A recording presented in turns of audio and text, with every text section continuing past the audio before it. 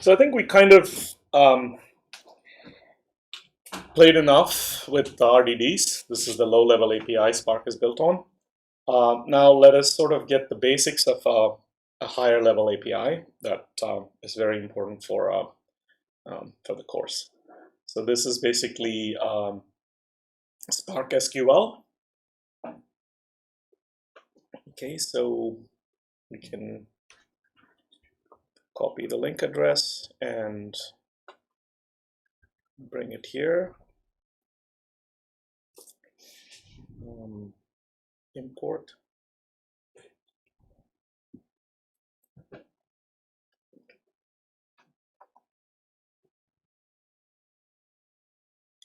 Okay.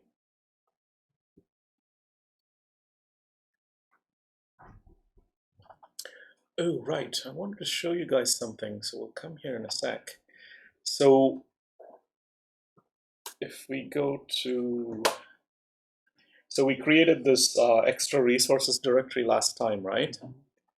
So I think, is it in Visual RDD API? There is a guide here. So I'm not sure if this was a homework or whatever. So I kind of gave you a super crash course of all these, a few of these methods, right? Map, filter, flat map, and so on. There's a few more, and so this is actually coming from this nice set of visuals. And if you go to one of these things, like say flat map here, it should take you, if you name the folders in the right way, it'll take you to a more elaborate description of flat map.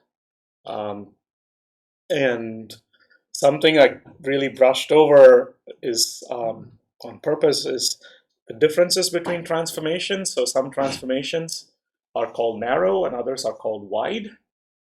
We will revisit them possibly later. So flat maps and maps are narrow transformations because they don't really involve a lot of shuffling of data between different nodes through the Ethernet cables.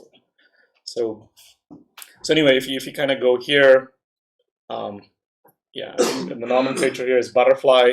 Caterpillar becoming a butterfly means this is a flat map is a transformation, and the cycle lane is a narrow transformation, and so it's sort of telling you these things in much more detail, slide by slide. So this is from a Spark Summit in 2015 in San Francisco that Siva, who used to work on this course with me, he was a data engineer in New Zealand, so he sort of liked these slides, and we kind of.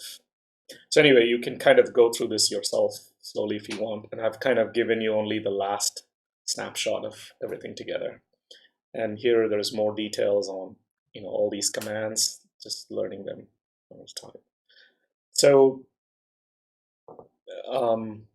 so I guess, yeah, if you're bored or if you want to contribute, there is actually you're welcome to help if you want. I mean, it's I will try to do this as well. So I have a lot more images for each of these low-level RDD based actions and transformations, and so anyway, if you want, you can do the same, but you need to know a bit of Markdown.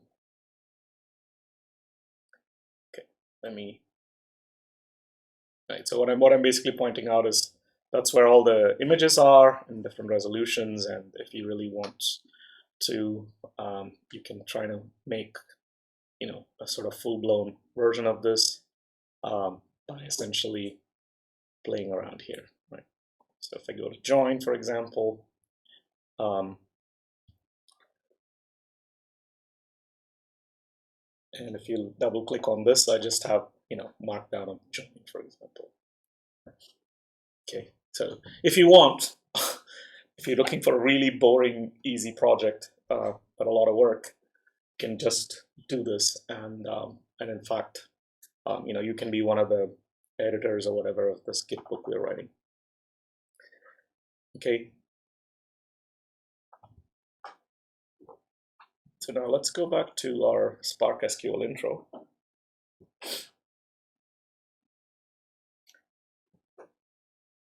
So I'm going to give you a very high-level motivation behind Spark SQL, and then we will introduce interactive Spark SQL queries and visualizations.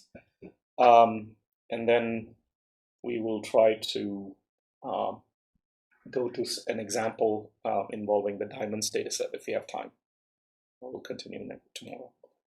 Okay, so here are some basic resources on SQL. So SQL, does anyone know what's SQL stand for? Structured query language? Yeah, so SQL is structured query language, and it's a sort of bread and butter of interrogating data, especially in a relational manner.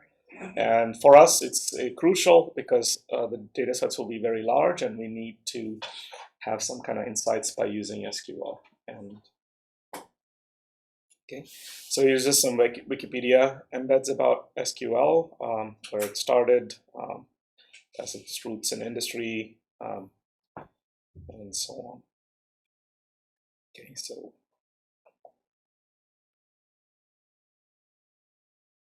okay, HiveQL is richer, and I think Spark allows us quite a lot of SQL expressions. These are just some Databricks notebooks I embedded. They're sort of worth looking at if you want a bit more information. And so the main ideas in Spark SQL is it tries to move away from RDDs and exploit type information about each column, basically. So now we are going to have a tabular table-like structures, and these will still be distributed structures like RDDs, except SQL will try to exploit type information about the RDDs. And then they kind of, since 2.x, since 2.1ish, they come in two flavors, actually since 1.6 even, data sets and data frames, and we will play with them here. And the main difference is that data frames are not strongly statically typed.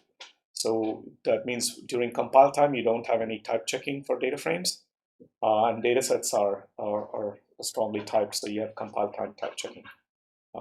And we need to mainly focus on data frames because a lot of the machine learning libraries are still written with data frames. And in fact, some of them are still in RDD land. And so we will see data sets a little bit, but eventually Spark will migrate more toward data sets. One nice thing about Spark SQL, it has this thing called the Catalyst Optimizer. So let's see, so this should be, yeah. So this optimizer essentially takes your SQL query and constructs the logical plan and optimizes the logical plan by pushing down predicates deeper, for example, so that you're only pulling what you need. And so it'll do a lot of optimization like that, and then it'll come up with a physical plan, and based on a cost model, it'll do an implementation of your physical plan. So all of this is taken care for you, so you don't have to really worry about doing the same thing in detail at the RDD level. So as long as you're working with columnar data, it's best to move quickly in this world and work there, right? Concretely, things like joins. So does everyone know what a join is between two tables? You probably don't, right? Yeah, good. I mean, just it's okay to just say you don't know, right? Because I didn't know what a join was like until 3.5 years ago. You don't study joins in like mathematical statistics. Okay, so basically you have two tables, and then you want to take the column of one table and the column of another table and essentially join them. So essentially map the right elements in the tables together. So now you get this Uber table, which has the right the right rows matched up by particular columns you're interested in joining. So it's a very powerful operation to do this, to be able to do this. But of course, you can imagine if you're going to do a join of two large tables, it's going to be too large, meaning huge tables that cannot fit in one computer. It's going to be a huge problem, right? So there's really no solution for that. Okay, as far as I know, still. So I mean, you can do it, but you just need larger and larger clusters and so on. But if one of your tables is small, okay, so like maybe just a few gigs or whatever, and depending on how much RAM you have in each node, you can broadcast that table, right? We saw broadcast variables, right? So you can actually send it to the executors in a simple way, so that that smaller table is at one's disposal locally in each executor, right? And if you can do that, then of course you can join a very large table with a relatively not that large table that'll fit in the memory of each executor. So that's called broadcast hash join. If you were to do that at the RDD layer, you'll have to do all of that like carefully. It's a lot of work. And so, but if you use Spark SQL, then it'll automatically figure out the sizes and what kind of join should be done and things like this for you, right? So it's just an example. Okay. Again, data frames will be our basic entry into Spark SQL. Yeah. So Spark SQL is like SQL realization, which is optimized for Spark. Yes, yeah, that's right. So basically, I guess people call this NoSQL as well because it's a distributed. It's a distributed. So what's underneath the hood is a distributed file store. So you don't have the classical SQL like it's MySQL and proper relational databases in a single machine. So we're not doing that, but the expressions, the same SQL expressions you would use, you can use here. Right? So it'll be like SQL for you, but then so it follows some separate ISO standard, right? Yeah, exactly. So exactly. It follows the same standards. Oh, the same standard. Yeah. It's the same. So you will see expressions. It'll be exactly SQL expressions in string, which you can pass to data frames quickly. I don't know yet if you can do everything in SQL yet, but it's quite close. Okay, so what I've done this morning, I sort of woke up at 4 and started doing this at 6. So I kind of told you guys I don't want to like overly prepare or anything. Like I literally went through this programming guide this morning, and it's changed a lot. So I mean, it changed a lot since it was my notes, right? 1.6, in the sense that you need to at least read this and parts of it anyway. So I've kind of parsed the programming guide for you guys up to this point, okay, and just enough so we can start doing some stuff with this diamond data set, and we can dive deeper into other things later as we need, right? So if I can do it, you can do it.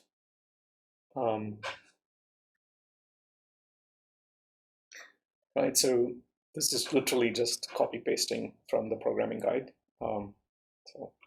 So some things you may want to note about Scala and Java and PySpark, Python, and R. There are some differences, but as I said before, working on data frames, it's basically almost language agnostic. If you don't want to do anything at the lower level, that means it doesn't matter whether you use Python, Scala or Java or whatever. So for example, here's a little chart. So this is the performance of aggregating 10 million integer pairs in seconds on the x-axis, and doing it with Python data frame or Scala data frame. There's no difference because under the hood it's just Scala. Okay, it's just fielding people's syntax in Python. But we will use Scala throughout mainly because we want to be able to do things that are on the bleeding edge and other things that are not currently in these APIs of these other languages. Okay, so let's start getting into some code quickly. So what is the starting point for Spark SQL in 2 point something? It's called a Spark session. So just like SC was your pre-made Spark context for the RDDs, entry point into RDDs, this is the entry point here is Spark session, and this is pre-made for you in Spark Shell, which is basically what you get when you download the Spark binaries and run it on your machine, or in Databricks, right? And it's called just Spark, S-P-A-R-K. So, or if you're writing your own code in SPT or something, then you have to import the Spark session and do the following. You just declare an immutable to be Spark and sort of build this way. So for us, we don't have to build. So if you just evaluate this, yeah, then it says I've made my Borg Apache Spark SQL Spark session. Okay, it's already there. So creating data frames. So in the older versions of Spark, you'd use SQL context instead of Spark session because sometimes, yeah, all this is hyperlinked like crazy. So just right click and open, otherwise it'll take you back to this world, dump you in the beginning, Oh, maybe not. Okay, so why I wanted to put this here is a lot of the stuff you may Google or look in Stack Exchange will be for like older versions of Spark. So SQL context would be your entry point into data frames in the older versions.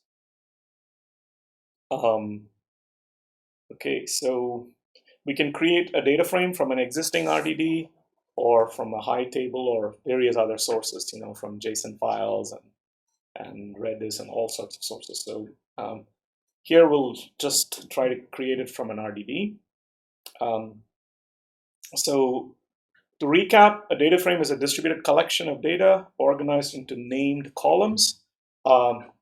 And in the case of data frames, it is not strongly typed. But in the case of another thing we will see called data sets, it's strongly typed. Okay? So you can think of it as being organized into a table, RDD, and each element of this table, RDD, is a row object. It's called ROW.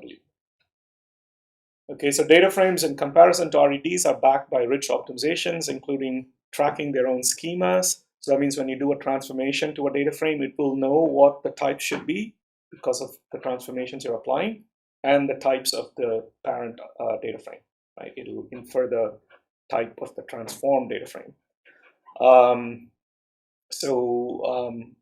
It can be very adaptive when you have a complex SQL query. It'll do optimizations using this optimizer called Catalyst. It does whole stage code gen, so it'll generate bytecode for you. And then there is this project Tungsten, which is now really super nice, especially for data sets. So this does some optimized storage, okay, to represent these objects. And so this was a big hit a couple years ago, and it's improving even more. So of course, RDD Python is, yeah. Okay, so let's do these things quickly. Let's understand an empty data frame, a data frame, create one from a range, and then make a data frame from an RDD, and then quickly go through some data frame operations. So data frame operations in Spark 2.1-ish are called untyped dataset operations, but we'll see what they mean. Running SQL queries programmatically. So you will actually see just pure SQL in a string there. And then how to create data sets, right? So this is essentially strongly typed data frames. Okay, so here it is. So I have val empty df equals spark.empty data frame. So there's exactly what I want. And if I tab complete, I have quite a lot of things that I can do with my Spark session, right? I can create data frame, create empty data frame, or empty data frame is what I'm doing. Oh, it's a lot of stuff. Yeah. Later on, we will use discrete streams in this world as well.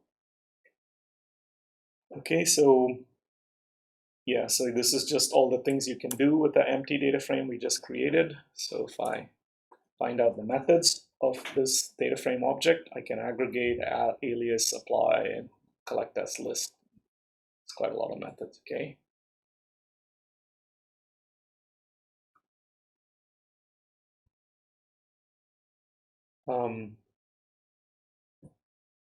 So this one, I'm simply creating a data frame from a range, 0, 1, 2. So now it created it type inferred it to be longs. So this is a data. So it's now created actually a data set. I should say, sorry, to make a data set. Yeah. So that's I don't know if I can turn that to a data frame. Yeah, sorry, this is what I meant. Well, the API changed. Okay, so spark.range or SQL context.range03 used to give me a data frame in Spark 1.6, and now, like, Spark.range by default creates a data set, and you'll see that data sets are the basic thing, and data frames are a specific kind of data sets. Okay. Okay. So now I can do plus please do 2df there. So so now I'm range dfing. I'm just showing what's in there. So it's 0, 1, 2, 3, and yeah, and it's created a name called ID. So now I'm starting lower level. Like now I'm saying, let me take an RDD, which is basically sc.parallelize 1 to 5, and then I'm mapping that RDD, each element of 1 to 5 to the element, and it's twice the element, and then I'm doing a rdd1.collect. So this I know is just RDD, and now I collected it, so I got an array here. So now I can take that RDD and convert it to a data frame using 2df method, right? So, but then if I do that, it just by default calls the column names _1 and _2. Okay. So now this is a org Apache Spark SQL data frame thing. Now I'm just want to see it in this sort of simple printout. So that's how I should imagine these data frames as tables. So we can give explicit names to the columns. So I'm going to call it once and twice for the column headers, column names. So that's just once and twice now. Right.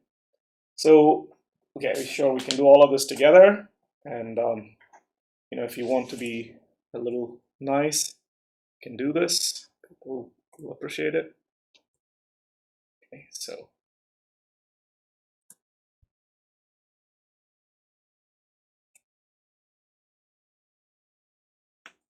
okay, is everyone there?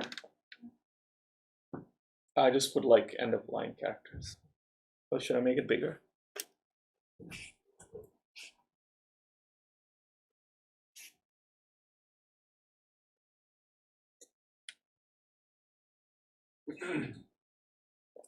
Okay, so now I'm going to do some operations on data frames, just a little flavor.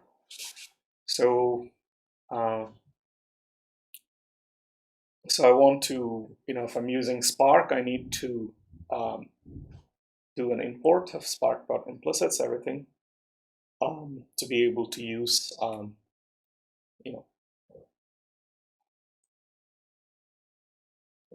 so to be able to essentially call columns using this dollar notation, you'll see.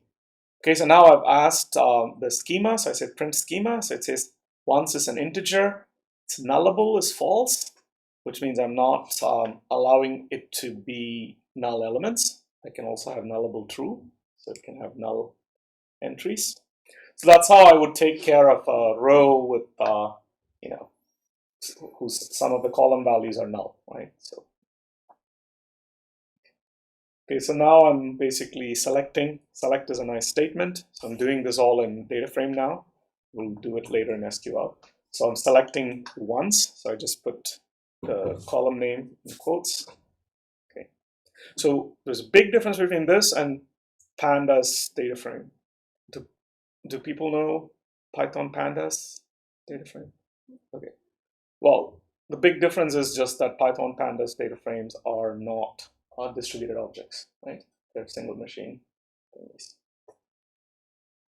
So in fact, you can go from in PySpark, you can go from a Spark data frame to a pandas data frame. When it's small enough and it'll fit in a machine to play with various Panda utilities. Because you as a data scientist, often you want to use some of the tools you already know. So Pandas has been around for a lot longer, so there's a lot of things you can do with Pandas data frames. So yeah, generally, if you don't know Pandas, then that's great for this class. So df1.select, I'm just now doing this operation like as a expression. So you see I'm taking once, selecting once, and in the second column I want it to be once plus one, this expression, right?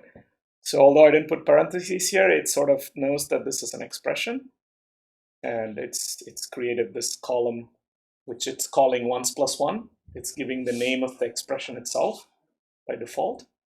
And so I just have once and once plus one. Okay. So of course I can do, so I can be more explicit and say, okay, here's my expression inside my parentheses, and then I want this to be called once more. So I do .as. So that way I have control over what I call the column name. So I'm just calling it once more, because you don't want these expressions to be floating around as strings. It confuses me. Okay, so these kinds of things are bread and butter, right? So we will be like sort of exploring a very large data frames. And typically, later on, I'll introduce this method called take sample. So you can take a random sample of a very, very large data frame and study its sort of randomly sampled columns that can come back to the driver, and we can sort of show it. And then often we may want to create new columns into our original data frame, and these columns will be sort of, for example, regression. The column could actually be, someone tells you these are the weights, you can apply the expression, y equals mx plus c type, slope times coefficient, and you can add it to the x values in the first column, for example, and get the intercept values, right? In fact, almost something like that is what happens in a lot of machine learning. Okay, here is df1 filter. Now I'm basically doing a Boolean expression. See, now I'm using this expression. I'm saying I want the column called once, and I want to find out everything that's more than 2. So only 3, 4, and 5 pop up here. Okay, so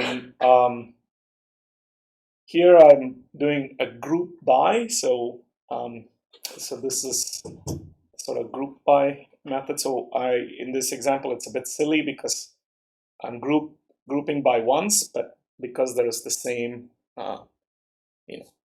because I only have 1, 2, 3, 4, and 5 distinct elements, I'm not getting anything interesting.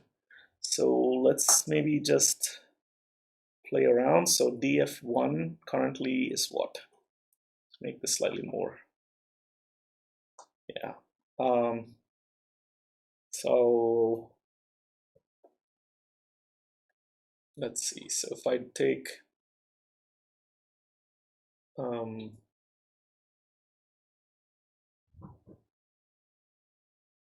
sorry, just trying to find where I created. Okay, so let me here, Control C.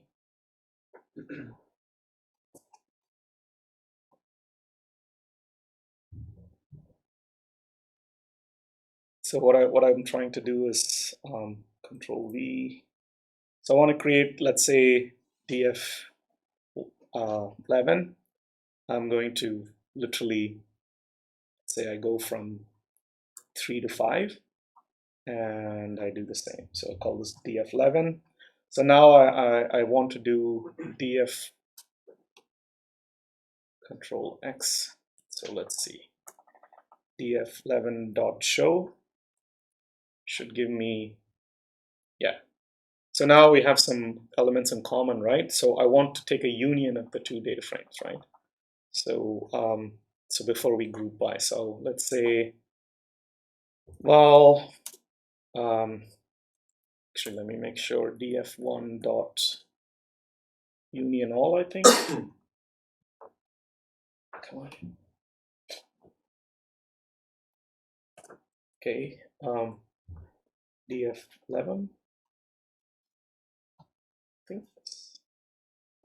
So let's see if df111 dot show.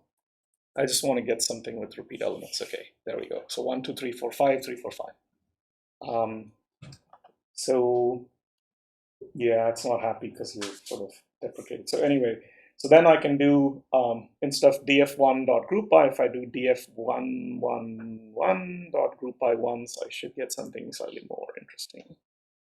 Yeah, so I have, 2 3s and 2 5s and 2 4s. Okay, so this is an example of group by. It's again a very common operation where we will want to, we saw group by key in RDD land, right? It's basically doing that under the hood.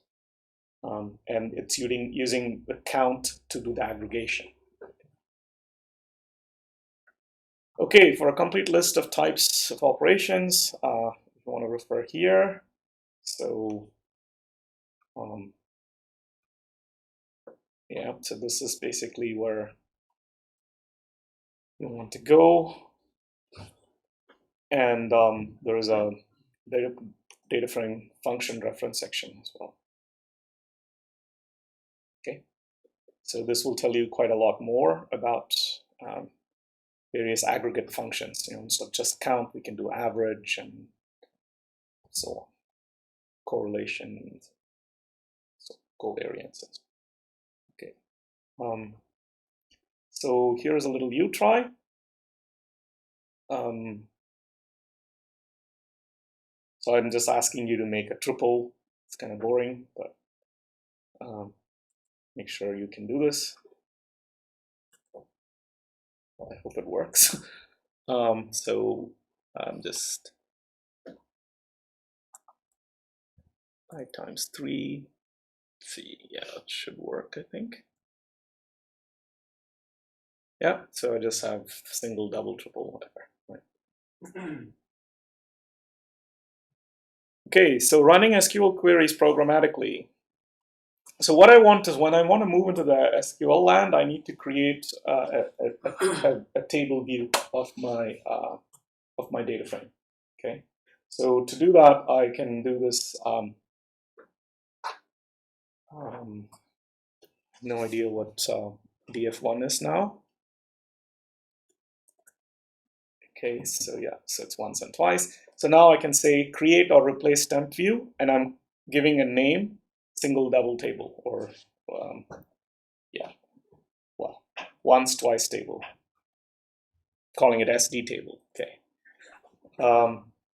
So now there is actually a table called SD table that is ready for SQL expression. So I'm here saying I'm basically creating a spark.sql, and inside in the string I'm putting a standard SQL expression. Select all the columns from this table called SD table, right? So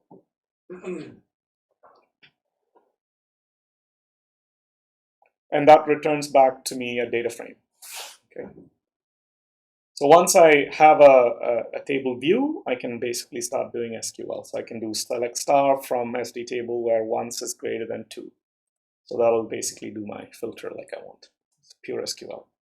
And this is case insensitive. It's all lowercase. Yeah. So it just maps to lowercase. Okay, so using SQL for interactively querying a table is obviously very powerful. So you can have full SQL cells. You can have SQL notebooks. Okay. I personally don't do SQL, mainly because I kind of am more interested in giving data engineers something juicy to make money. So I try to code as close to Scala as possible. And it's a lot easier to code in Scala using data frame API for all of this. because then we can drop into data sets or into RDD and squeeze the last ounces of speed or whatever you need or memory. But then for data scientists who are there really doing a lot of insight building and so on, for them, they can still do all of this. They can create a view, table view, and then play with SQL, and everything comes together anyway. Okay, so this is just pure SQL, and minus minus is comment in SQL language. Okay, so here I'm just doing the same, just saying that it's case insensitive. Okay, if you want, you can create a global temporary view. So that means, when you go between different Spark sessions, the table will still be there, and it's fairly straightforward to create it. So if you want, just hit the programming guide for it. This may be useful when you sort of go between sessions and so. Okay, data sets. So maybe we'll finish after this notebook ends today. So data sets, I said, are the sort of newer kid in the block. It's a lot more efficient.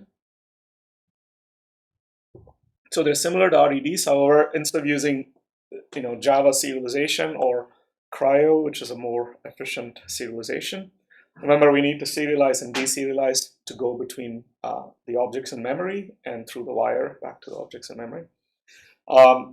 This uses a specialized encoder to serialize the objects. So the when we say it uses the encoder, it's doing clever things. So if you want to do sorting and if you want to do other things with the data itself, it avoids the deserialization loop.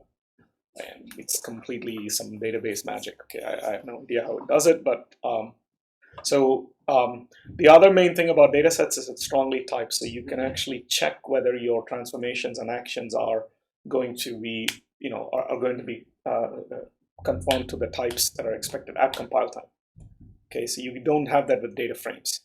Data sets you do. Okay, and it's easier to drop from data sets to RDDs, and it's no cost dropping it to data frames and back. So the general recommendation is to use datasets whenever possible. Although the datasets API itself is evolving right now, so I try to stay slightly away from it as much as possible. And most of the MLlib stuff is still in data frames. So, okay, what do you do? So there's this case class. This is the simplest class in Scala. So you can say case class, and I'm creating something called person. It has, two things, name and age. And name is a string, type string, and age is type long. Okay. So then I'm just saying, well, case class data set, case class DS is simply the sequence. So in the sequence, I have person Andy, and I have person Eric, and person Anna. Okay. And then I'm simply converting that to a data set. Okay. So this is basically getting a data set from a case class sequence of case class objects. Okay. So the difference is everything is known, before you call 2DS, right? You need to know the types of each column. Okay, here's another way. I just have, so the primitives are already, automatically castable here. So you can have sequence of 3 integers to data sets. And I'm just doing a map, adding 1 and collecting. So if I do df1, I had my once and twice data frame. So it's just the same guy. Now what I'm doing is, if I want to convert that data frame into a data set, all I have to do is create a case class with explicit instructions on what each column's type is, right? So I'm calling case class single and double integers. And the first one is once, and the second one is calling it twice, and they're both integer types. So I can make that case class. And now when I say df.as, okay, of type single and double integers, which is my case class, then it'll automatically create a data set for you. Okay. Yeah, so that's just same output. So I will stop here since it's noon. So tomorrow, what we will basically be doing is this thing. So we'll start getting our hands dirty on this ETL. So we'll start doing extract, transform, load for a couple more data sets in parallel. So instead of, yeah, so we'll learn ETL for this diamonds data set. It's a classic example from our package. And then we will also do ETL for a power plant pipeline for multivariate regression, and hopefully a third data set, which will be something. Okay, but the idea is we'll do the ETLs, and then next week we will start doing multivariate regression, random forests, and gradient boosted machines. And so it's going to go kind of fast. So if you're behind, it's going to get worse and worse. But then we'll slow down after the break and kind of see how people feel and